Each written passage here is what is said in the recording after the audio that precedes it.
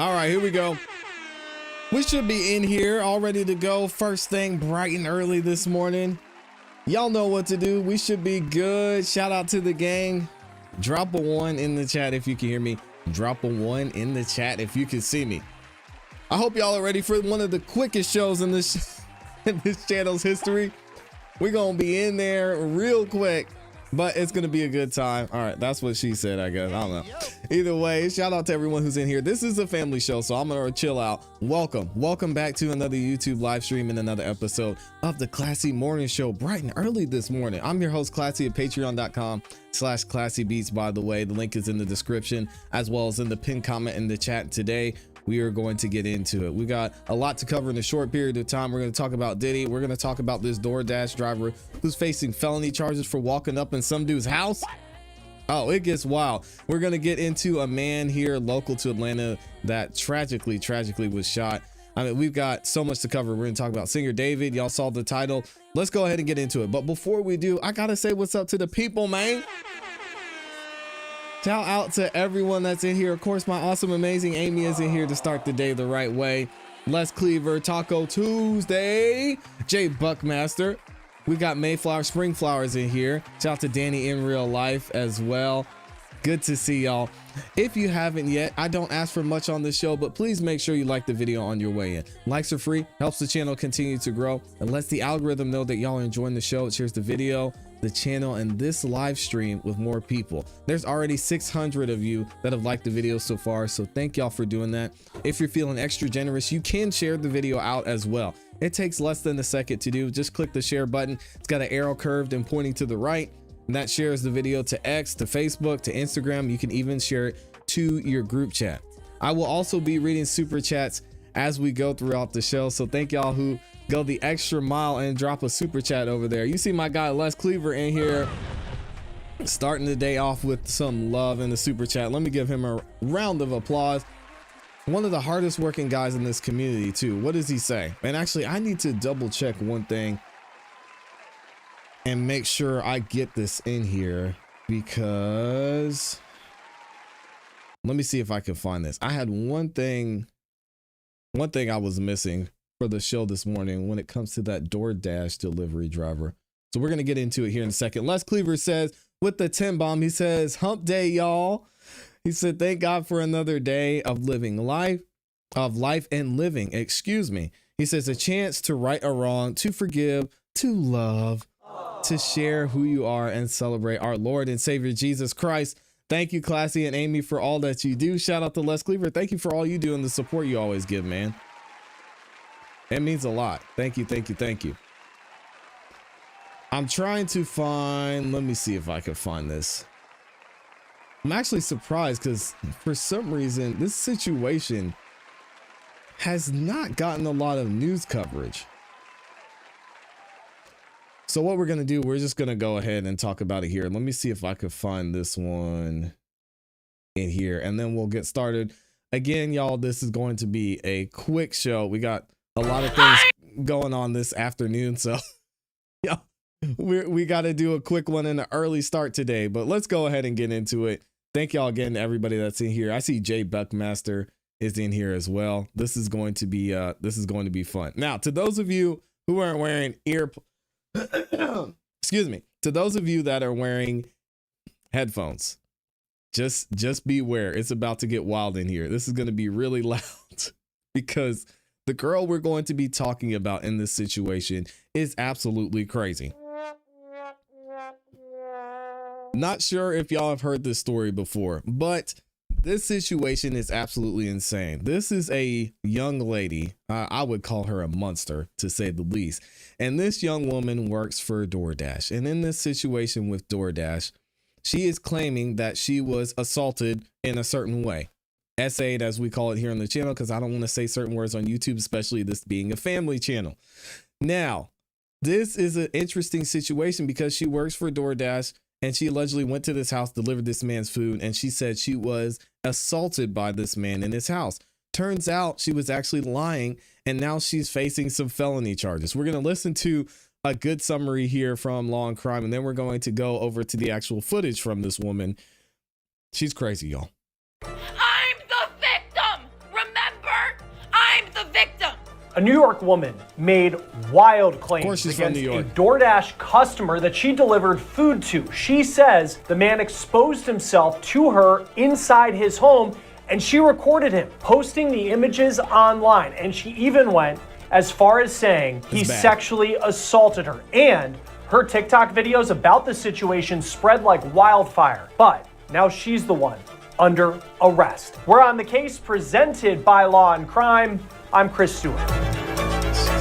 Shout out to Law and Crime. Let's get 3-year-old committed 2 felonies when she recorded a DoorDash customer allegedly drunk and passed out half naked on his own couch in his own home. But according to the Dasher, that man committed sexual assault. So how did we get here? This is a wild story. On October 12th, Olivia Henderson was working as a DoorDash delivery person in Oswego, New York, that's north of Syracuse on Lake Ontario. She posted a video to TikTok that quickly went viral. She claimed that she had been sexually assaulted by a customer. 3 days ago, October 12th, 2025, I was a victim of SA by a DoorDash customer while I was doing my job as a DoorDash driver. Now, according to Henderson, it's just something in the eyes. You can always see the crazy. You can always see the crazy in the eyes.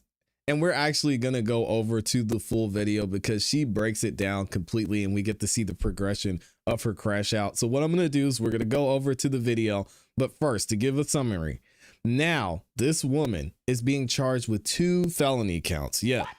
DoorDash delivery girl has been arrested on 2 felony charges after recording a man passed out with his pants down in his home and posting it on TikTok during a food delivery. She is being charged with unlawful surveillance and dissemination of surveillance images. So she took the images and she published them. And y'all can see here, these are the 2 counts she was arrested for. Very sad. It gets worse. Here's the full video from what happened. Let me go ahead and put this on the full screen for y'all so you can check it out. And in the caption here, it says, a man named Austin orders DoorDash, she says, selects the option to have the order left at the door. She sees the DoorDasher, me, has a female name, falls asleep, she's saying, allegedly on the couch with his pants and underwear to his ankles and his front door wide open in 59-degree weather. So this is what I see when I have to leave the order. And of course, she recorded this man inside of his house and posted it on social media. Dummy.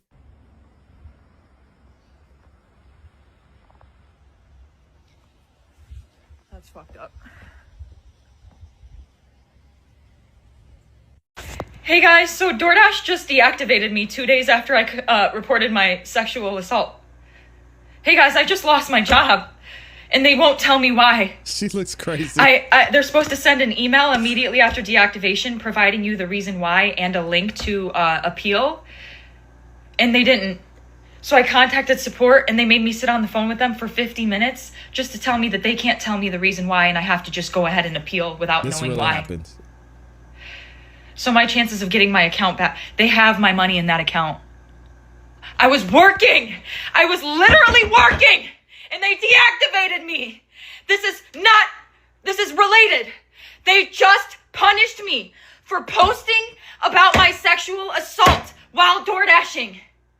They just fired me, and the police are doing nothing. I lost my job, and that was my only way to make money to pay my bills. 3 days ago, October 12th, 2025, I was a victim of SA by a door. And now this is what she says. What happened to me while I was doing my job door dashing? I'm being punished as a victim by all sectors involved. The police, DoorDash, and TikTok are all punishing me, a victim. To think these type of people are walking the streets delivering your food. Look at this fate. Oh my goodness. Make money to pay my bills. 3 days ago, October 12th, 2025, I was a victim of SA by a DoorDash customer while I was doing my job as a DoorDash driver. Excuse me if you've already seen this. This is my 3rd time posting this because TikTok keeps silencing me and taking my videos down and giving me strikes. So if I get one more strike, you guys, I'm just letting you know right now my account is going to be banned. Good. So I'm going to try to word this as chill as possible to avoid getting this video striked. So on October 12th, 2025, the DoorDash customer requested that their order be left at their front door.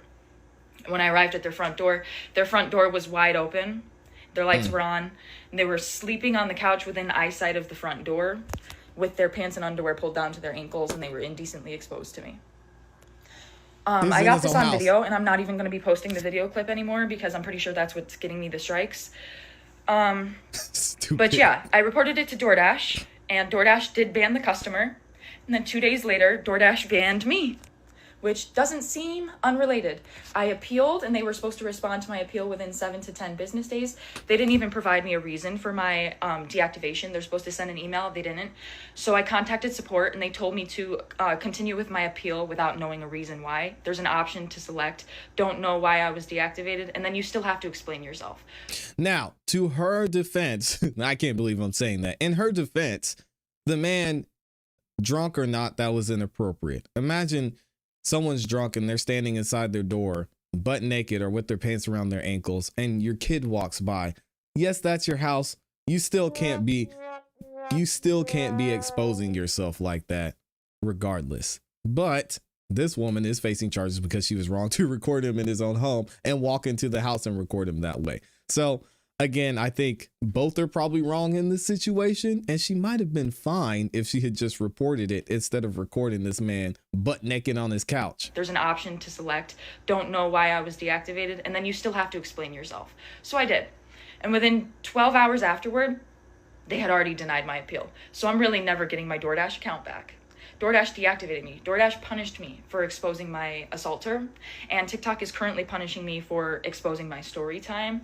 And this is the only justice I'm getting, because I also reported this to the police, and the police are doing nothing. So, hey guys, it's been a minute, a whole 24 hours, I know. But I have an update as of October 16th, 2025. But first and foremost, I just want to thank everybody for the overwhelming support and allyship that you've shown me. It's really making me feel so validated and seen and heard. And that's really helping me through this tough time. So I just want to let you guys know I really appreciate the outpouring of support. So the update is, last night I was made aware, a bunch of people started commenting on my pages that DoorDash made a public statement about me on their TikTok story and on their most recent Instagram post in the comment section. And I'm not going to speak too much further on details, but what I am going to say is I and the entire rest of the world found out why I lost my job at the exact same time. I didn't find out before you guys. I'm just letting you know this right now. The people that saw their public statements and made me aware that they made those public statements knew why I lost my job before I did. Because I went and I checked my email once I was made aware that they made those public statements, and they sent me the deactivation email around the same time they released the public statements, like literally within the same hour. You're not gonna win this one, sis. So they sent me my deactivation email explaining my reason for being deactivated a whole 24 hours after they deactivated me, and a whole 24 hours after I already submitted my appeal, and about 12 hours after they had already denied my appeal. They finally sent me the email explaining why they fired me. So I and the rest of the world, we all found out why I lost my job together. That's the update. Thank God. Please take this woman out of the public. Shout out to the police and DoorDash for doing their thing. I think we can all agree that I don't want to be around this woman at any point ever in my entire life. Someone said something funny over on X. Imagine if the guy did not have his Ring camera footage proving that this evil woman opened his closed front door. Went into his house, filmed him half naked, and uploaded the video to the internet, then claimed that he essayed her. This is a watershed moment. I'm telling you, absolute proof that women can totally fabricate essay allegations. We've seen it thousands of times. Now, we're going to hear from the police, and they're going to give their perspective on what happened here. We're also going to hear the public statement from DoorDash on what happened here as well. Y'all be careful out there. Oh, let me unmute this. I apologize. Hold on a second. Here we go. In light of this incident, the I-Team wanted to ask police what to do if you're a driver or a customer who's in a situation where you see something or have something uncomfortable happen to you. 23-year-old Olivia Henderson is now facing felony charges following a DoorDash delivery she made to a man's home on October 12th. She recorded him without his consent and then subsequently disseminated those those videos. Police say Henderson recorded him while he was partially nude, incapacitated, and unconscious on his couch after drinking alcohol. DoorDash referring the I-Team to a statement they made on TikTok on October 16th. It says Henderson's DoorDasher account is deactivated along with the customers, adding, quote, posting a video of a customer in their home and disclosing their personal details publicly is a clear violation of our policies. Police illegal. also offering these tips. If you're a DoorDash driver, try to have the situation so that you're not going in someone's residence if it's at all avoidable. Obviously, there are some circumstances where people have limited mobility and things like that where they might need some extra help. Your own personal information, keep that to yourself. Don't put that out to DoorDash drivers or customers if you're on the other side of that. Oswego police say this is a reminder of the power of social media, stressing to everyone that it's important to think before you post because it could end up leading to criminal charges. Olivia Henderson is due back in Oswego City Court on December 4th. Court records online indicate she is being represented by the Public Defender's Office in Oswego County. I'm Mary Keeler reporting. And I want to go back and So read, they're not try to have read their full statement because this is public important in their here. Hold on a second. account is along with says Henderson's. It says, we've seen some tough and sensitive posts over the past few days, and we want to clear the air. No one should ever have to experience SA, harassment, or abuse, and DoorDash never deactivates someone for reporting it, full stop. We take these reports incredibly seriously and work closely with law enforcement to investigate and support those affected. In this case, the Dasher let us know about an experience that made them feel unsafe, and that's exactly what we always want Dashers to do. Our team immediately began investigating and has been in direct contact with law enforcement and is preparing full support and is prepared to fully support any of their efforts. However, posting a video of a customer in their home and disclosing their personal details publicly is a clear violation of our policies and illegal. That is the sole reason that this Dasher's account was deactivated along with the customers while we investigate. We've also ensured the Dashers has full access to their earnings, so she lied there. We know these are sensitive situations, and we want every Dasher to know, if you feel unsafe or experience something concerning, come to us. We're here to listen, act, and support. What do y'all think about this? There's a lot of lies going on. Do you think the gentleman who was involved in this situation will be held accountable too? Because it's sounding like she actually went into and opened his door because maybe his door was cracked and he wanted to see if she was there. This whole situation is weird. Let me know what you think in the comments in the chat. Shout out to the game. We got 8,000 of y'all in here. Had to start on a little bit of a light note. This chick is crazy. Get her out of here. I don't want to. Oh man, I pray.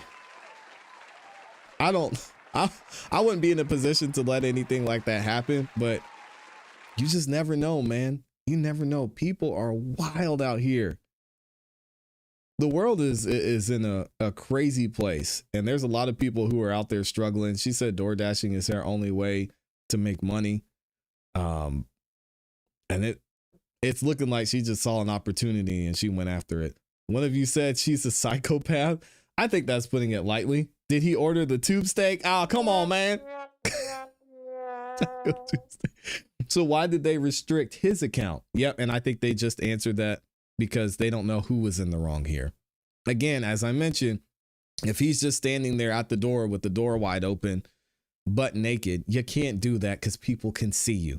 And there have been people who have been arrested and charged for even having their window, even having their blinds up and walking around naked and someone saw them. So you can't be doing all that. All right. But it seems like this wasn't the situation with this gentleman.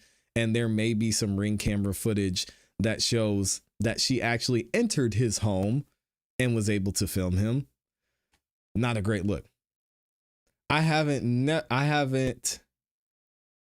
never talked to a delivery driver. They drop it on the ports and they bounce. Yeah, exactly. We don't need to do all that.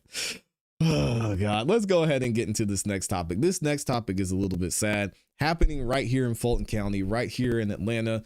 This story is absolutely tragic because a gentleman was at a club had an altercation with an off-duty police officer, and this man was shot in the back 17 times.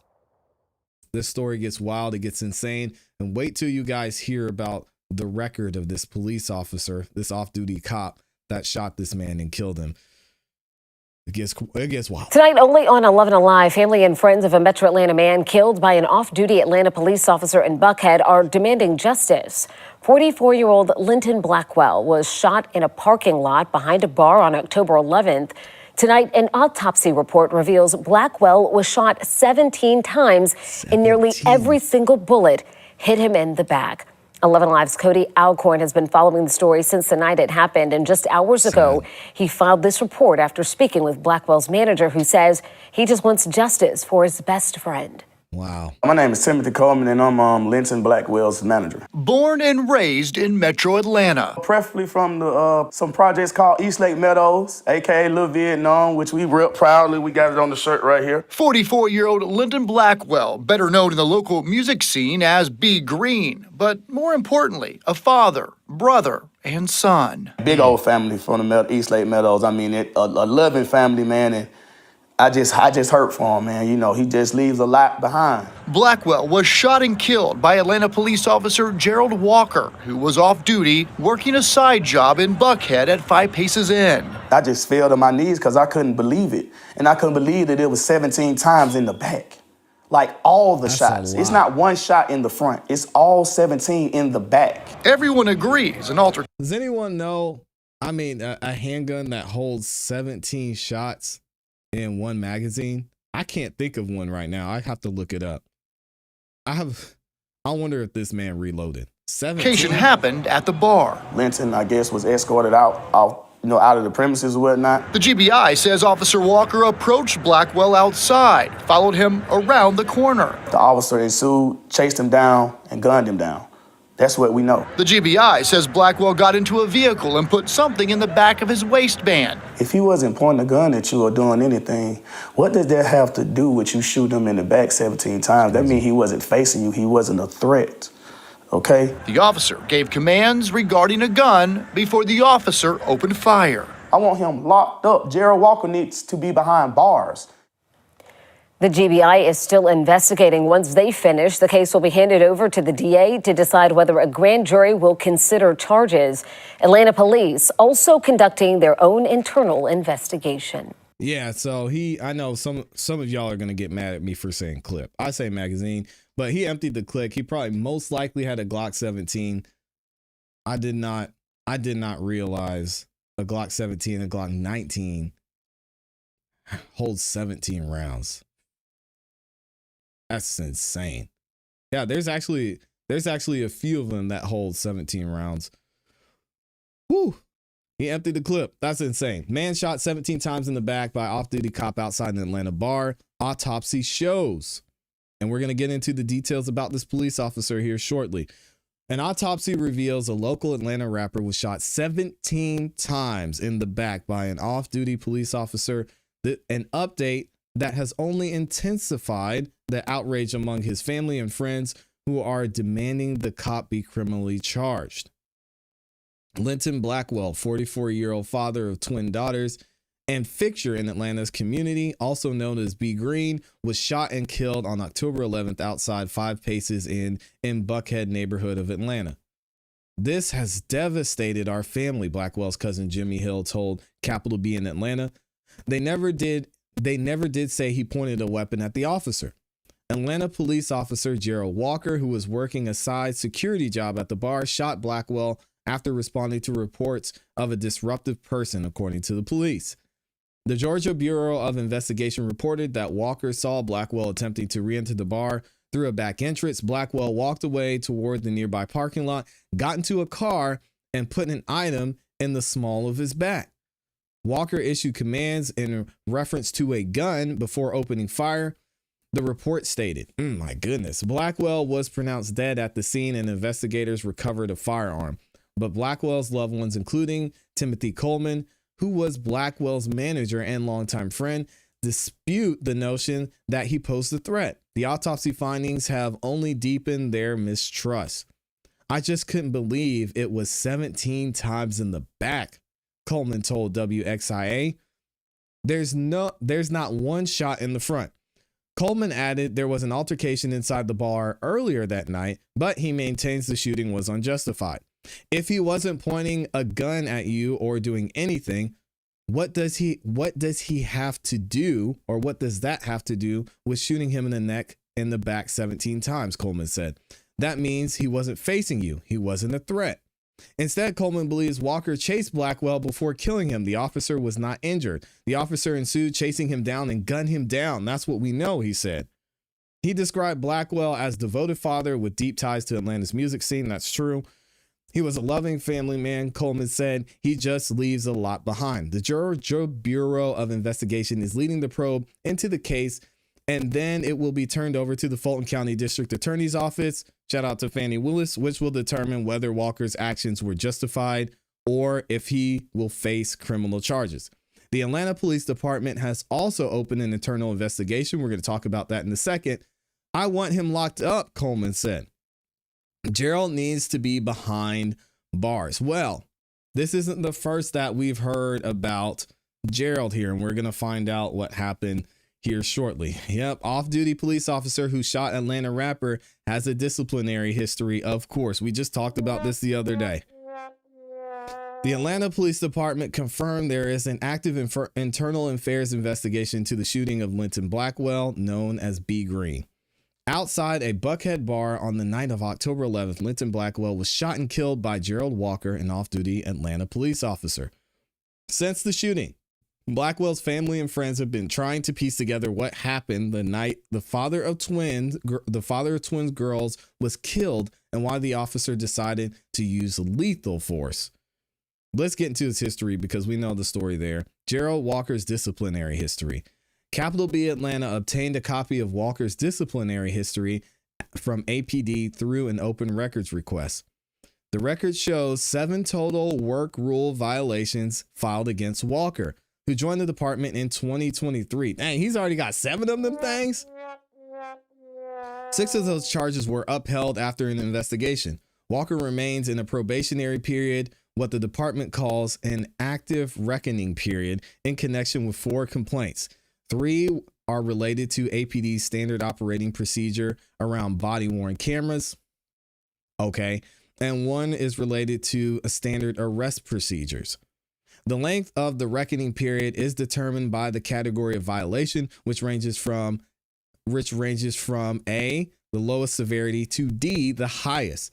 Walker has one category A violation, which was a 1-year reckoning period, and 3 category B violations, which have a 3-year reckoning period. During the active reckoning period, if an officer repeats or makes a similar violation, it is increased to the next category, which carries a longer reckoning period and potentially more serious disciplinary consequences. The Atlanta Police Department has not commented on the shooting, but confirmed to Capital B Atlanta that there is an active internal affairs investigation into the October 11th shooting. Again, if he was off duty, not sure what the APD has to do with this, because this man could get that job either way, unless it was a job that he got working with the Atlanta Police Department. And then we're going to have to find out about that later. We're going to keep up on this story, and I'll let you guys know as we find out more information. I want to know the full story because obviously there's 3 sides to every story: his side, the other side, and the truth. So we're going to get into it. Let me know what y'all think about this in the comments in the chat. Rest in peace, man. This is sad. This is sad. This is so sad. Cat Not Williams is in here. Oh man, I missed the DoorDash stuff. Cat. Oh, this is crazy, man. Shout out to everybody who's in here. Freedom Ring, good to see you in here. Yeah, that's was a crazy one. And of course, shout out to my awesome, amazing Amy in here, gifting y'all 5 memberships. If you got a membership from Amy, please make sure you say thank you in the chat.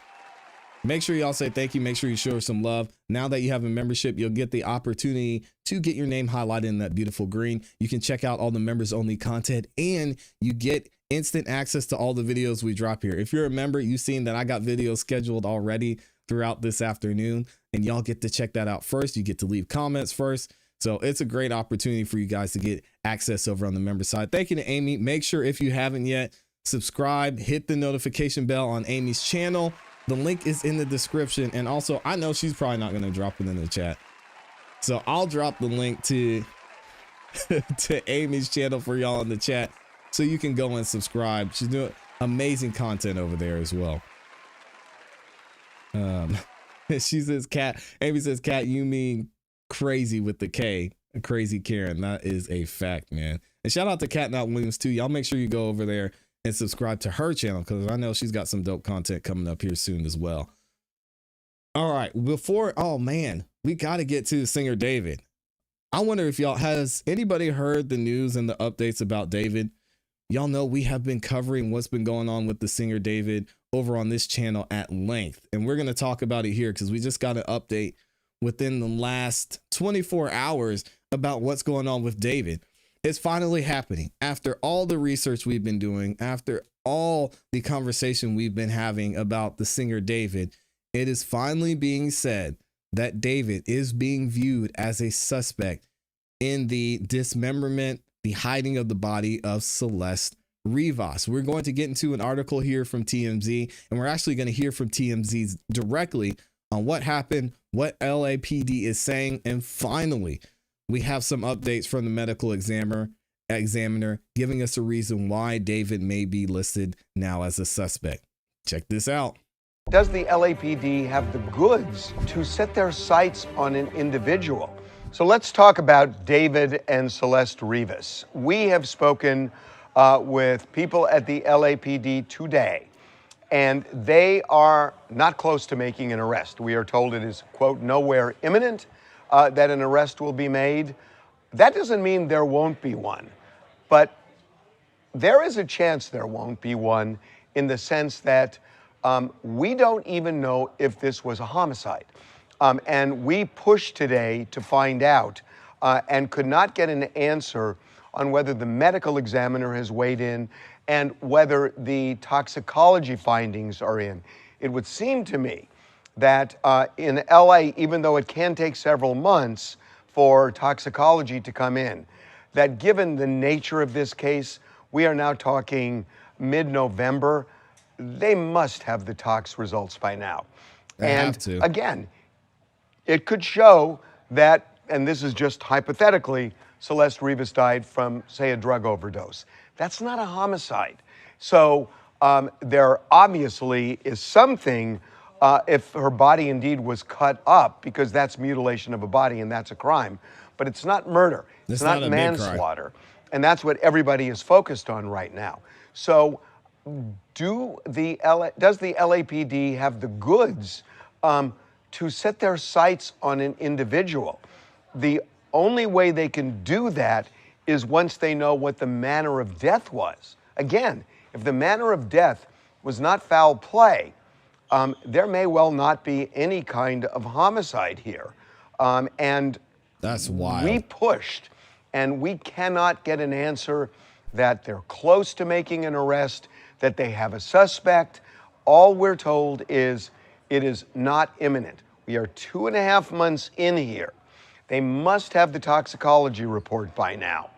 And, you know, if they've got video of somebody putting the body in the Tesla on Doheny Drive, that doesn't mean that person is responsible for the death of Celeste Rivas. It just means that they put a body in a car. Exactly. And I want to, Harvey is 1000% right. There's got to be something that we're missing here. And the medical examiner has already stated, listen, I'm trying to figure out what happened to this body, how she died, but we're having so much trouble just because the body was so decomposed already. And I see y'all talking about it in the chat as well. And no, yes, this is new. Someone just said, wait, this is new. I thought they just named him as a suspect. Nope.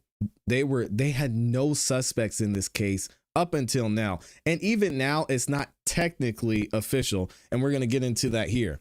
TMZ also says investigators view him as a suspect in Celeste Rivas's apartment homicide, or apparent homicide, excuse me.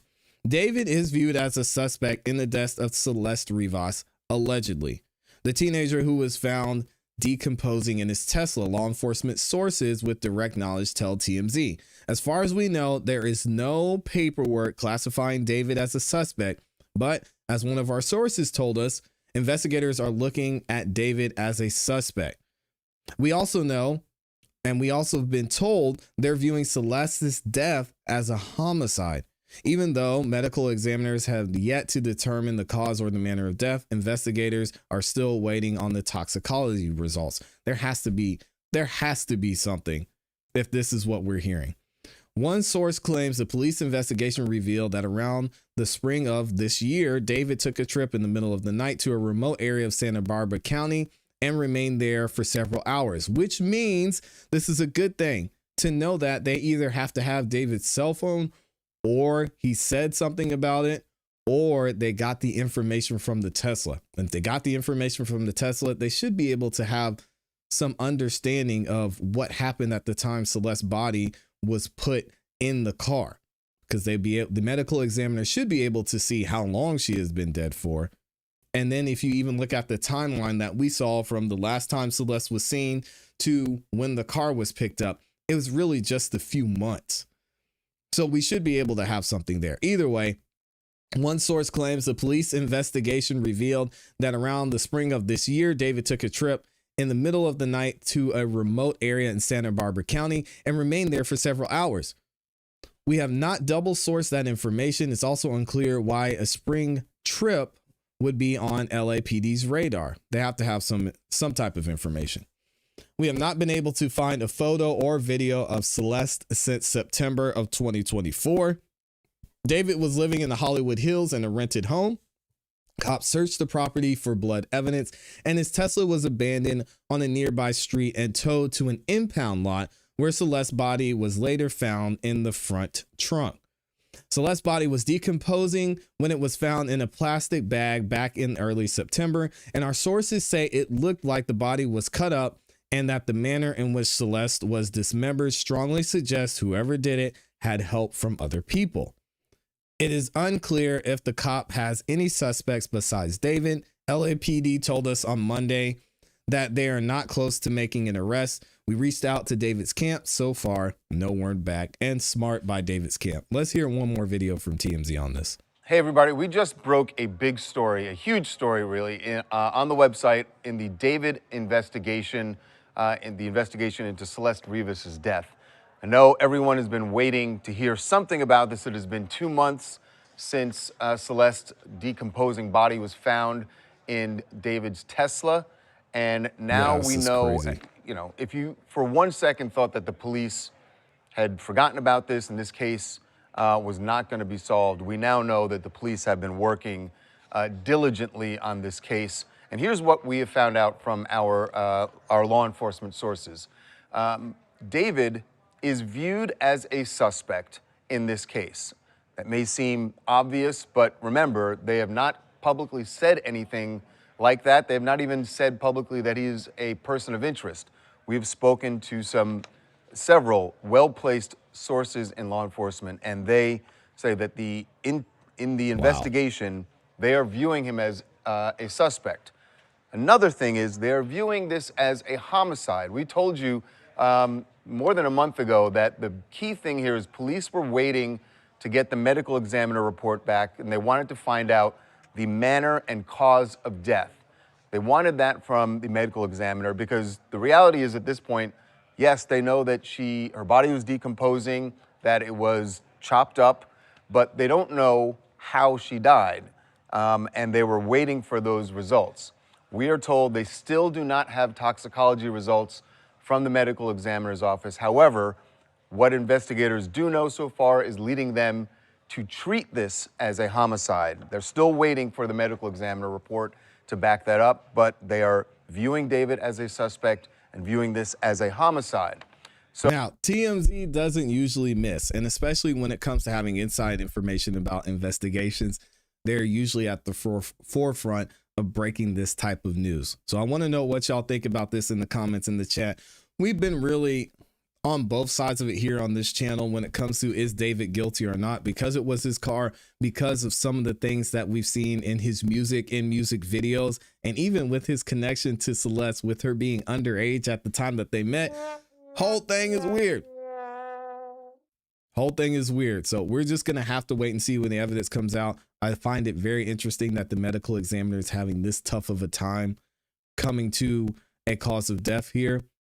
Someone might get away with it at this point, and there may only be a charge for hiding or concealing a body. Let me know what y'all think about this in the comments in the chat. Shout out to the gang in here again. We've got 8, 9,000, 11,000 of you in the building. Sheesh.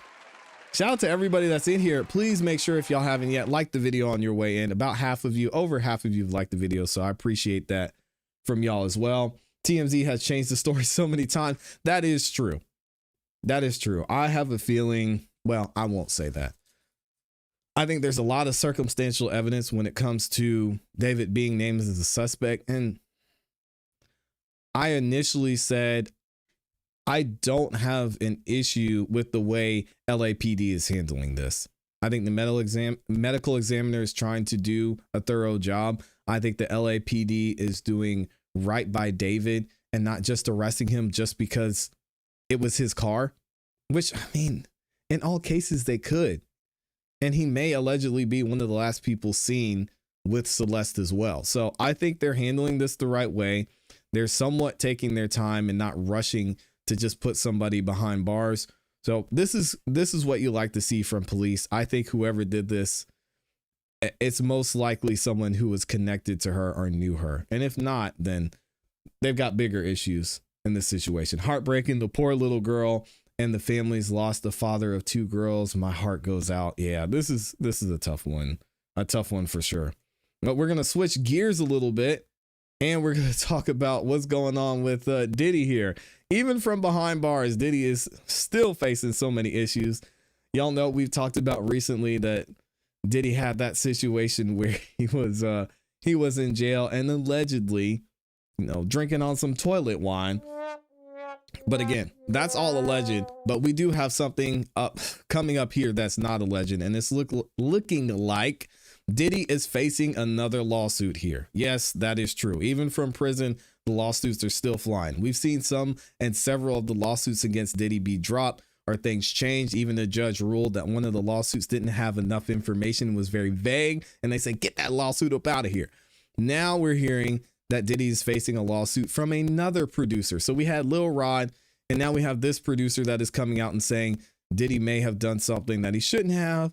And we're going to talk about it here. Check this out from ABC News. Welcome back to ABC News Live reports. Sean Diddy Combs is facing new sexual assault allegations. The LA Sheriff's Department says that it's investigating a report from an alleged victim in Florida. That alleged victim has identified himself as music producer Jonathan Hay in social media posts that have since been removed. A spokesperson for Combs has not responded to ABC News' request for comment. Combs is currently serving a federal prison sentence after he was convicted of transportation to engage in prostitution earlier this year. Let's bring in ABC News legal contributor and trial attorney Brian Buckmeyer for more on this. So, Brian, this accuser says he's already listed as John Doe in a civil case against Combs. So talk about how that could impact this investigation now that he's also has identified himself too. Shout out to Brian. Yeah, so the only impact that I can see on this investigation will now be that law enforcement will know who to speak with. But he already reached out to law enforcement in Florida that's been working in conjunction with LA where the alleged crime has occurred. And so the impact of him making notice that he also has a civil case doesn't really affect one or the other. If anything, it affects the potential civil case, because with a typical civil case, you just have lawyers doing the investigation. Now you have the full force and power of the LAPD doing part of the investigation, and their criminal investigation could help create more information that he could go forward in a civil case.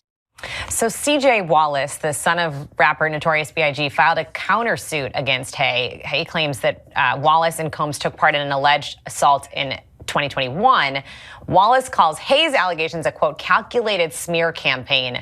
Talk to us how that kind of factors into this case. Wow. Yeah, so here you have a cross complaint from a civil matter where you have an original case where Hay is saying that not only Sean Combs, but CJ Wallace, the son of the notorious B.I.G., was a part of these sexual allegations. In terms of them going back and forth, you'll see a cross complaint in the sense of filing for damages for either claim. You'll go through the typical process of sitting down for depositions, accounting for discovery that may come about. But because Sean Combs has been tried for a federal crime, is currently now in Fort Dix, New Jersey, serving a 50-month sentence. This civil lawsuit, along with many others, have been on pause. And so these countersuits and original suit may just sit in limbo for some time. Right. So, okay, just talk to us a little bit about that 101 on the basics of these cases. Combs is facing multiple civil cases. How's the burden of proof different in a criminal trial compared to a civil trial? It's low. Yeah, so for criminal trial, you've probably heard it on a lot of like TV shows. Proof beyond a reasonable doubt. Amount of information that a regular, ordinary person with the duty of being on a jury would consider to be appropriate or important to determining whether or not a person had done something where there is no reasonable doubt to disagree with it. With a civil case, it's a much lower standard of a preponderance of the evidence, or in more layman's terms, more likely than not, the measurement we as attorneys typically use for that is 51%. And so for a civil case, you're just saying, hey, is there a 51% chance that Sean Combs allegedly committed these acts? If so, he would be liable. In the federal case, which was criminal, that was proof beyond a reasonable doubt, where he is found guilty of those two counts you mentioned earlier, and is serving a 50-month sentence in Fort Dix, New Jersey. Brian Buckmeyer, our expert on all things legal and all things Diddy as well. Appreciate you, Brian, as always.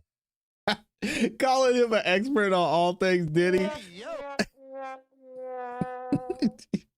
Yo, why'd you do him like that? Why'd you do Brian like that? Brian, hey man, you gotta fix that. An expert on all things Diddy is wild. TMZ has their report on this. LA authorities investigating a battery claim. I'm gonna get it together. A battery claim. Los Angeles County Sheriff's Department is investigating the allegations of certain type of battery against Sean Diddy Combs, but Diddy says he didn't do it. Of course not. I mean, hasn't he been saying that? The accusations come from a male producer and publicist who claims Diddy exposed himself and asked him to assist him in a certain act back in 2020. Diddy, man, come on, brother. I hope this isn't true. According to police reports filed in Largo, Florida, the unidentified producer, we now know who the producer is, says he was invited to a photo shoot in LA where Diddy allegedly began pleasuring himself under a shirt or a skirt, under a shirt, and asked the accuser to assist him in the act. The accuser claims he ignored Diddy's request, and the music mogul continued going about his business before tossing the shirt at him. I will say this, with Diddy probably going to be out of jail in the next couple of years, filing this type of lawsuit, knowing Diddy will be out of jail and back into somewhat of a power position at some point here in the next couple or few years, I think it takes a lot. It takes a lot to file this type of lawsuit. Saw the same thing with Cassie. As long as it took her to file her civil lawsuit, I said Diddy should have settled this. He should have settled that lawsuit because he messed up there. He messed up big time. And Cassie won and she's doing her thing. But to do this now, knowing that Diddy is going to be out, I think it says a lot about this lawsuit. Obviously, I believe innocent until proven guilty. And just because Diddy did some bad things in the past doesn't mean he did things here. But it being a man, it being a well-known producer, it being at this time, there could be something there. Jonathan Davis, a civil attorney representing Diddy, tells TMZ, as Mr. Combs' legal team has repeatedly stated for over a year now, he cannot address every meritless allegation in what has become a media circus. Fair. Let me make it absolutely clear. Mr. Combs categorically denies as false and defamatory all claims that he abused or assaulted anyone. Well, Davis added, he looks forward to vindicating himself in court where such matters are decided and not in the media based on admissible material evidence, not rank speculation and unsubstantiated allegations. The accuser also told police in 2021 Two men grabbed him during a meeting in Santa Monica, threw something over his head, and dragged him into another room where Combs chastised him and called him a snitch. What? All right, now we're getting crazy. We reported on the accusations in July before the police report was filed in August. The unidentified man, we know who he is now, also alleges CJ Wallace, Biggie Smalls' son, was an accomplice in the Santa Monica incident. Wallace denied the accusation and filed a countersuit last week. Diddy is currently serving a 50-month sentence in a low-security prison in New Jersey called Fort Dix. Why are they going to make me read that? After he was convicted on 2 counts of violation of the Mann Act. While he still faces a mound of civil lawsuits, he has denied any wrongdoing. Lord have mercy. Let me know what y'all think about this in the comments in the chat. Again, some of the stories in this lawsuit are wild. I'm going to find the full lawsuit and we may go through it here at some time on the channel. Let me know in the comments if y'all think we should do that and if you think there's any merit to this lawsuit. Diddy, man, Diddy can't catch a break. And Amy makes a great point. She said, that's the consequences you deal with, unfortunately. You play stupid games, you get this. OJ was found not guilty as in he didn't do it because everyone is innocent until proven guilty. Yeah, I mean, do we believe it or not? I told y'all this was going to be a short live stream. I appreciate all 13,000 of y'all who were in here showing love. That's amazing. I hate ending the show when so many of y'all are in the building showing support. We will be back tomorrow morning with another show. I have so much I wanted to cover today and wasn't able to get into, so make sure y'all get into that. We got to talk about Candace Owens. We have to talk about, what else did I have? Some new updates on the Charlie Kirk situation. And then I'm finding out more information about our psycho crazy DoorDash chick from earlier today. So if y'all haven't yet, please make sure you subscribe, hit the notification bell so you don't miss any time you go live. Thank you, Low Life, for being here. Thank you for everyone in the chat for making this place the great community that it is. Also, like the video on your way out. Big thank you to everyone who went the extra mile and dropped the super chat. Shout out to my guy CPE in here with the 10 bomb. No comment, just showing some love and support for the channel. Les Cleaver over there again, as always, and my awesome, amazing Amy. I appreciate y'all. Y'all have an amazing rest of your day. And as always, you know what to do. Keep growing, keep pushing, keep it classy. We go on pace. Y'all are amazing. I appreciate y'all.